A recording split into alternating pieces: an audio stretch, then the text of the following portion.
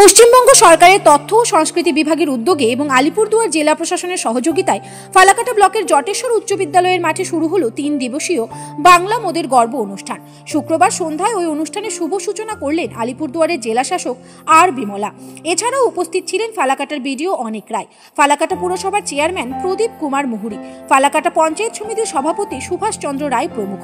জানা গিয়েছে, বাংলা মোদের গর্ব অনুষ্ঠানে প্রতিদিনই থাকছে বিভিন্ন সাংস্কৃতিক অনুষ্ঠানের পাশাপাশি খ্যাতনামা শিল্পীরাও সাংস্কৃতিক অনুষ্ঠানে অংশগ্রহণ করছেন।